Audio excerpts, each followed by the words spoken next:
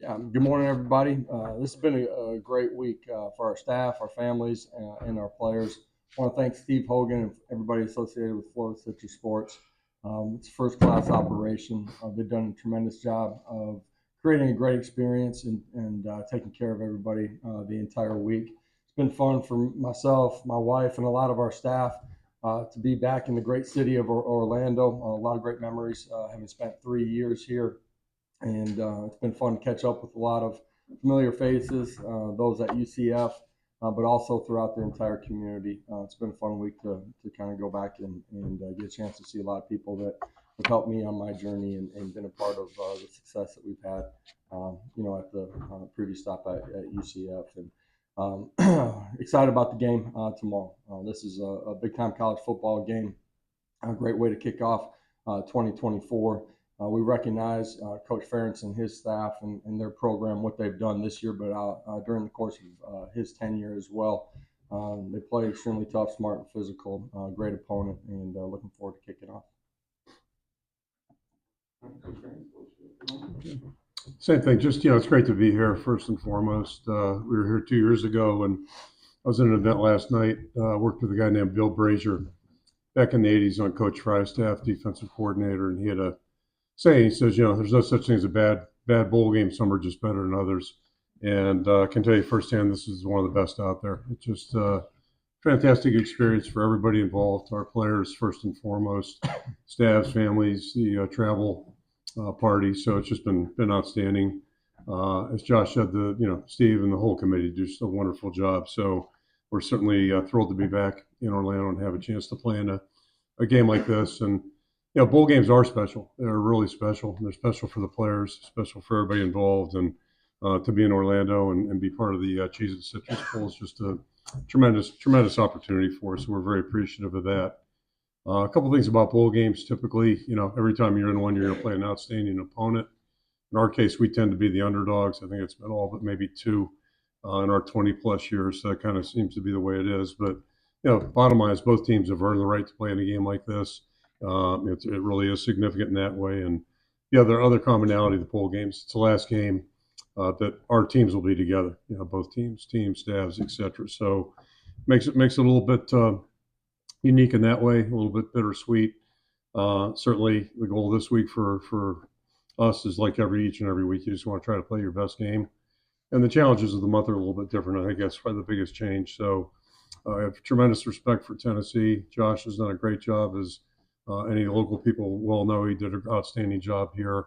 Everywhere he's been, he's done an outstanding job, and no different at Tennessee. They're just a really good football team. Put a lot of pressure on their offensive system, a lot of stress on your defense.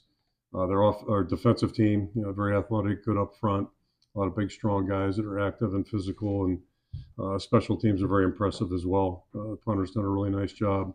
Really good place kicker, outstanding punt returner, and so just a lot to prepare for. A lot of challenges out there for us tomorrow. So we're just excited to be here. And last game of the season again. Like I said, it's really a special thing.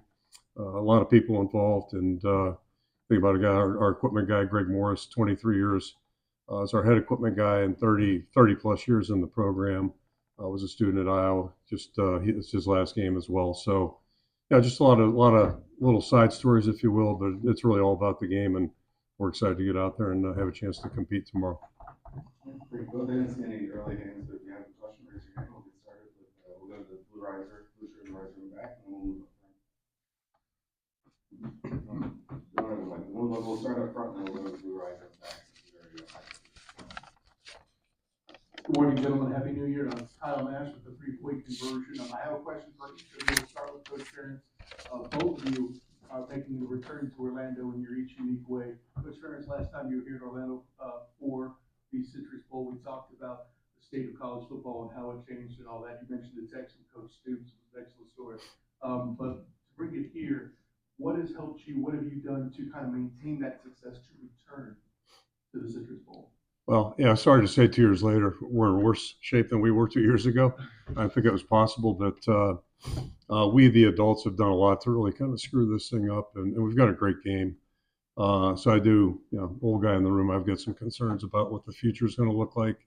I think most people are aware that we have some real issues right now. I'm not sure what we can come to agreement what the remedies may be. But you see a lot of things that just concern you.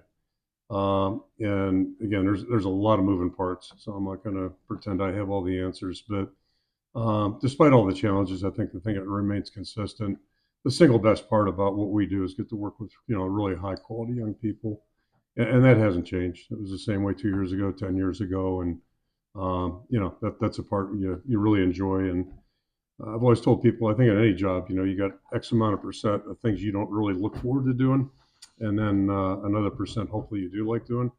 And if that percent outweighs the other side, then it's still a pretty good deal. Thank you for that. And Coach Heupel, you started out at UCF, your previous job there. I used to do weekly pressers with you as well. Yeah, it's been a while. How have you changed as a coach with your time at Tennessee since you left Orlando? Yeah, I think when no matter what role you're in whatever profession you're in, you continue to learn how to become a better communicator, how to impact the people around you in a positive way. You continue to refine what you're doing inside of your program 365 days out of the year to allow kids to go be their best and create a culture that they enjoy being in and love competing in, and just continue to do that. You learn so much, as leader of the program. You learn so much from the people around you, and in particular, the student athletes, and those guys have been instrumental in the growth of who we are and what we do. Can you go back to sure? I want to see from KGA and Cedar Rapids. This question is for Coach Heupel. I believe your Oklahoma Chuck Long would have been your quarterback coach. Man, we had a lot of Iowa guys down in Oklahoma. I was just curious if you saw any sort of relationship with Coach Long, or if some of the things that you might have learned from him as your coach. Man, I learned a lot from Coach Long. He helped refine me fundamentally, helped me continue to grow in my understanding of the football game, how to lead the people around me. That staff was filled with, the Stoops brothers. Jonathan Hayes was there as well. Those guys have all made such an impact in who I am and what we do inside of our program. Look at the success that we had. That was because of a lot of the things that they learned while they were at Iowa as players and as coaches, and have good relationships with a lot of those guys where I still talk to them, periodically throughout the year. We'll go to the front right here. For both of you guys as well. Back to what I was talking about earlier, the December crush and how you guys dealt with it, with guys opting out, the transfer portal, signing day, all of this that you've had to deal with all the preparations. How does that affect you, and how did you go through that?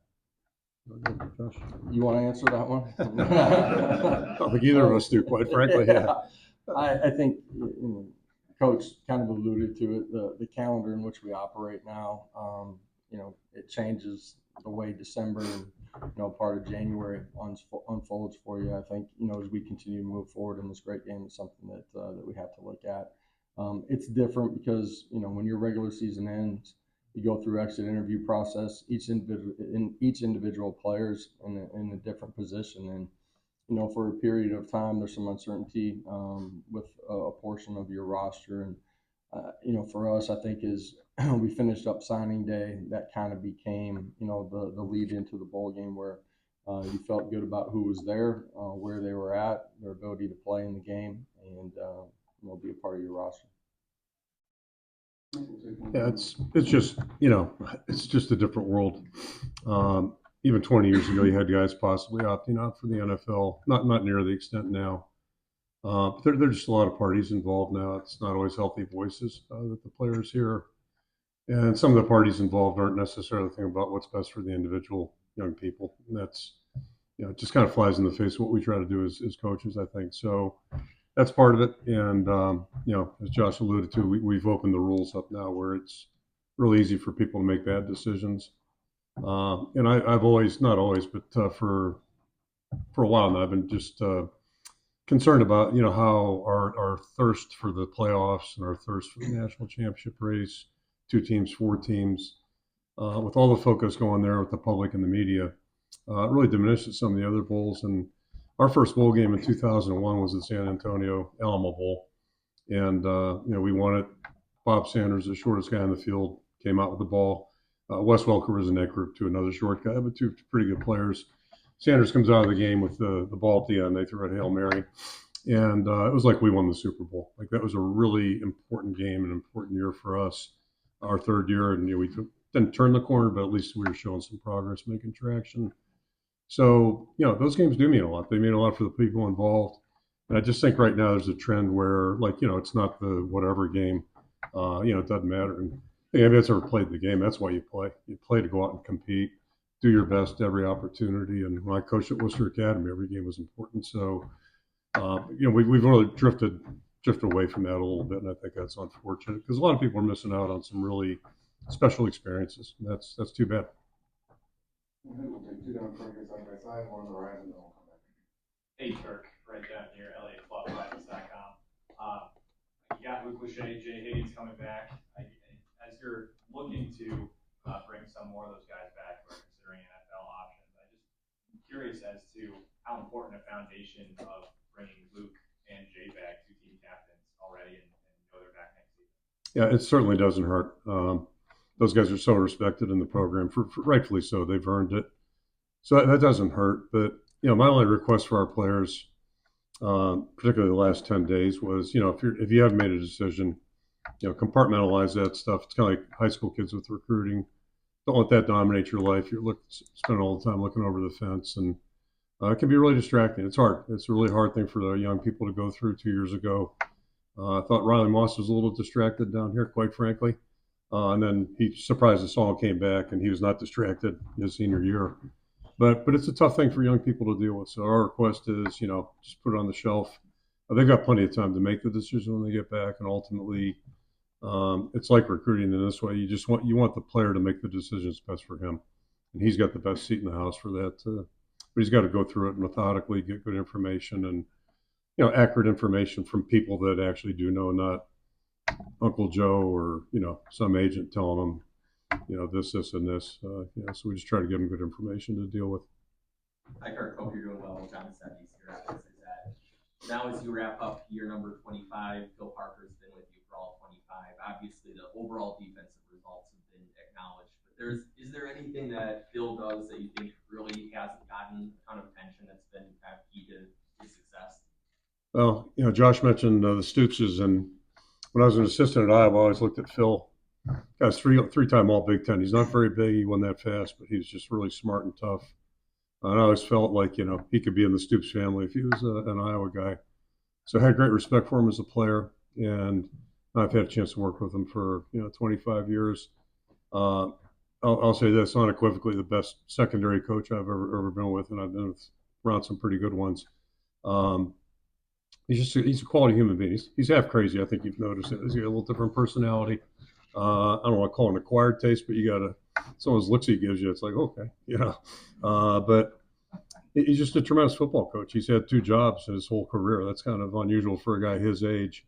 But that's who he is. He just wants to coach football. He's all about the players, all about trying to get better. And, and I think Josh, hit on this earlier, just when you're around good people on a day-to-day basis, players, staff, that's a fun part of it. And it's neat to see Phil's efforts being recognized a little bit right now. I'm kind of surprised, the national stuff, because, we normally don't get those kinds of things, but it's so deserved and just really fitting. We'll move back, and then we'll come back. Hey, Coach Ferris, Jake Brett, Local 5 Sports. You mentioned a lot of those bowl games losing their luster with opt-outs and guys just leaving, but that hasn't been the case for your program. Why is it different at Iowa? I don't know if I can answer that other than, just despite all the changes right now, there's still, I think there's still players out there that want to do it for the right reasons. And really enjoy the competition of the game and the thing about football that is so unique. And I've never coached any of this. Well, I did coach girls basketball 2 years. The AD made me do it at Worcester Academy. But, football is so different because you get so many moving pieces, so many parts. So, when guys get to understand what the value of teamwork and working together with a bunch of folks, a fifth year DB might not know a freshman offensive lineman real well, but when you get them to understand that everybody's trying to do the same thing, I think it makes it really unique and special. And I think there's still a lot of players out there excuse me, that are motivated for that, and you just got to look hard and be a little bit lucky too. But they're we've been really fortunate to have a lot of good guys, and it's usually the guys in the front of the room are the ones that are. I mentioned Lachey and Higgins, two guys who are great leaders, so they help bring other guys with them, and hopefully stay focused on what really is important. All right, come down the aisle here, and on the end of the row here. This is for both of you. Coach Ferentz referenced the unhealthy voices that some kids hear. How much have you all encountered tampering, and how big of a problem do you feel like that is in today's game? Yeah, certainly a part of it. Players have so many different people as they're going through their process early as young players. Before the recruiting process even starts out, from people that are training them to high school coaches to people that they have relationships with 7-on-7 and that type of thing. So it's certainly a part of the college landscape right now. Wish I had a silver bullet to change all of that. Don't think I do. So I'm thinking of a funny story. It's probably 15 years ago. We had a guy visit our campus for maybe all of, I don't know, 16 hours because, he had to move and all that kind of stuff. And I was told afterwards, give his mentor, Omar, a phone call. So anyway, I gave him a call. And, we're talking about the situation a little bit. And I finally asked Omar, I said, if you don't mind me asking, like, what is your role? Like, I'm a mentor. So the young man that we were talking about was about 6'7", 330 pounds. I didn't ask him. I was really curious. Like, you mentor anybody on the chess team or the debate team? So sometimes those things happen. It's really unfortunate, and there are predators in every business, every profession. But when people are really invested in young people, that's a good thing. And you see a little drift now. Some players have to train with this guy instead of their high schools, and it's the world we're living in right now. And what we do isn't really that hard. Like, training is not all that hard. It's just a matter of hard work, having a good plan, and right down the list. I mean, none of this stuff is really that complicated, but what is complicated is just all the peripheral noise and peripheral interference and all those kinds of things. So again, it circles back to, you got to get kids that can focus on things that are important and keep their attention there. Whether it's, playing in a game like this or, year round, there's always something it's an obstacle, and distractions aren't new to life. I mean, I did coach, like I said, started in the late 70s, but, the distractions that are available now have really changed, and social media has really driven that too. But so it's just, there are more things to try to be proactive about than there used to be, I guess. Hi, this is Scott Dockman with The Athletic. This is for both coaches. As difficult as December has become with the transfer portal, with an earlier signing period, then you want to spend time with your family for a little bit over the holidays, and then you also have to prepare for a game. Next year it gets exponentially worse because both of you programs have been in competition for a playoff. Next year you have a 12-game playoff, games in the middle of the month. How do you anticipate trying to navigate this? And is now the red light flashing that something absolutely has to change, or you guys will either burn yourselves out or some tragic results? Yeah, and if you look at the placement of the first round of playoffs, everything that's going on in those first couple of weeks of December, how you add in preparation for a game of that size and magnitude during the course of what's happening. It wasn't like, I wasn't on the phone or flying somewhere or in somebody's house or, out of school every minute of the day. There's not enough time to accomplish everything that you needed to at this point in the season or at this point in the calendar, let alone if you're preparing for a game like that. And that's where again, the calendar of how everything unfolds. The game has changed so quickly, so dramatically. I do think it's something that we got to look at.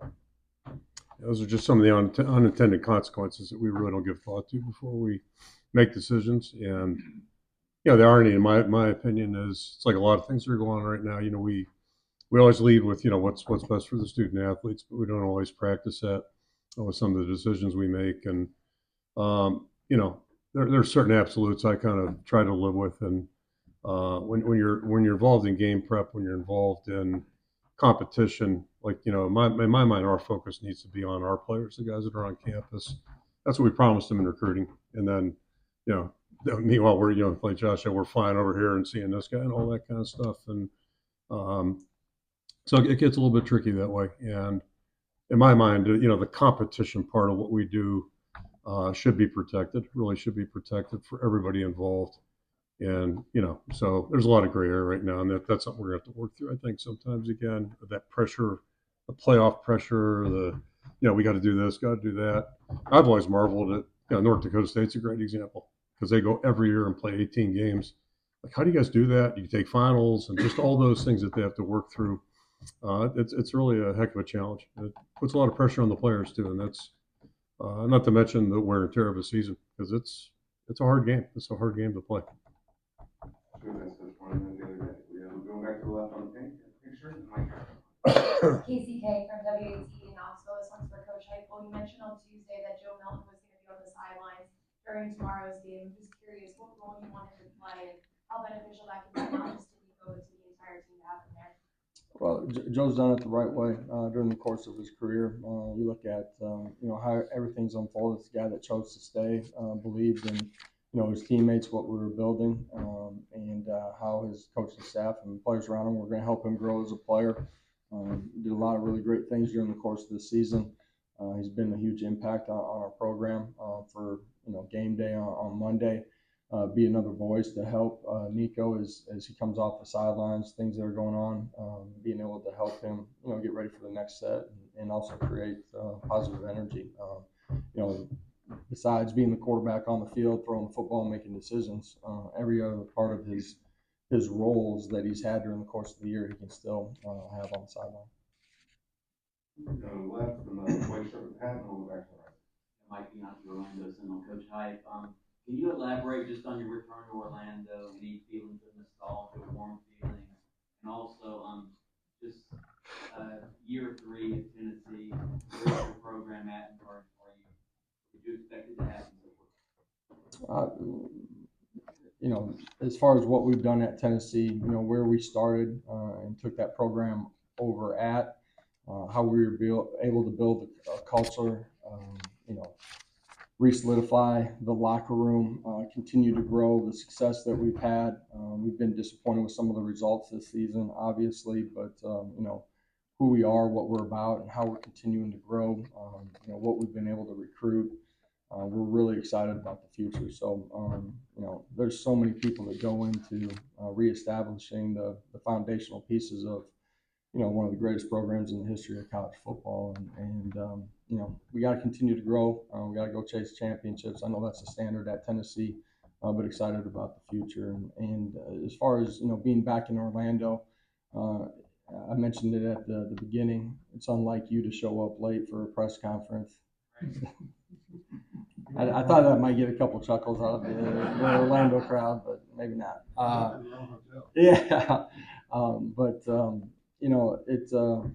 This is a great city. My family, myself, we absolutely love living here. A lot of our staff at Tennessee was with us here.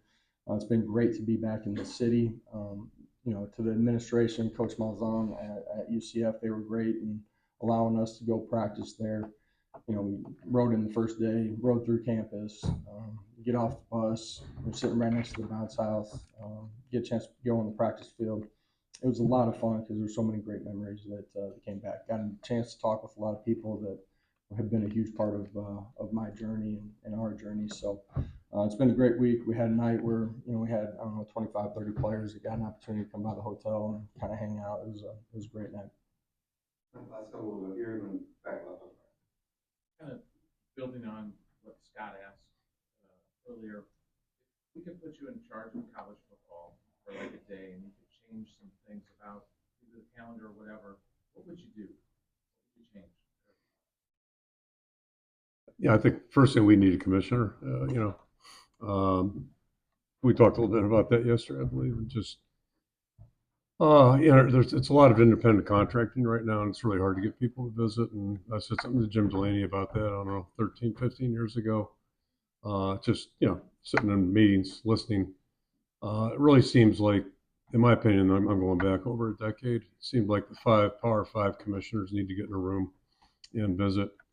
Maybe throw a couple athletic directors and coaches in there as well, just to get some, specific feedback, that type of deal.